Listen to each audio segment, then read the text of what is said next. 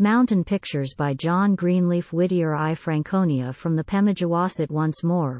O mountains of the north, unveil your brows, and lay your cloudy mantles by, and once more, ere the eyes that seek ye fail, uplift against the blue walls of the sky your mighty shapes, and let the sunshine weave its golden net work in your belting woods. Smile down in rainbows from your falling floods, and on your kingly brows at morn and eve set crowns of fire. So shall my soul receive haply the secret of your calm and strength, your unforgotten beauty interfuse my common life, your glorious shapes and hues and sun-dropped splendors at my bidding come, loom vast through dreams, and stretch in billowy length from the sea level of my lowland home.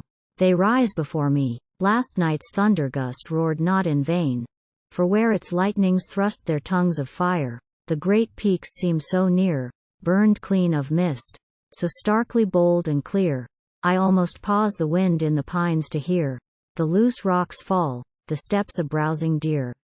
The clouds that shattered on yon slide-worn walls and splintered on the rocks their spears of rain have set in play 1,000 waterfalls, making the dusk and silence of the woods glad with the laughter of the chasing floods, and luminous with blown spray and silver gleams, while, in the vales below, the dry-lipped streams sing to the freshened meadowlands.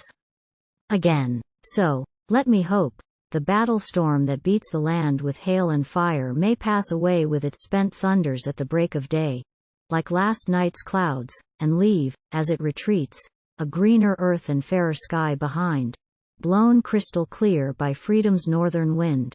2. Monadnock from Wachusett. I would I were a painter, for the sake of a sweet picture, and of her who led, a fitting guide, with reverential tread, into that mountain mystery. First a lake tinted with sunset, next the wavy lines of far receding hills, and yet more far, Monadnock lifting from his night of pines his rosy forehead to the evening star. Beside us, purple-zoned, Wachusett laid his head against the west, whose warm light made his aureole, and o'er him, sharp and clear, like a shaft of lightning in mid-launching stayed, a single level cloud-line, shone upon by the fierce glances of the sunken sun, menaced the darkness with its golden spear. So twilight deepened round us. Still and black the great woods climbed the mountain at our back, and on their skirts, where yet the lingering day on the shorn greenness of the clearing lay, the brown old farmhouse like a bird's nest hung. With home life sounds the desert air was stirred, the bleat of sheep along the hill we heard, the bucket plashing in the cool, sweet well, the pasture bars that clattered as they fell, dogs barked, fowls fluttered, cattle lowed. The gate of the barnyard creaked beneath the merry weight of sun-brown children, listening, while they swung, the welcome sound of supper call to hear, and down the shadowy lane, in tinklings clear, the pastoral curfew of the cowbell rung. Thus soothed and pleased, our backward path we took, praising the farmer's home. He only spake, looking into the sunset o'er the lake, like one to whom the far off is most near. Yes, most folks think it has a pleasant look.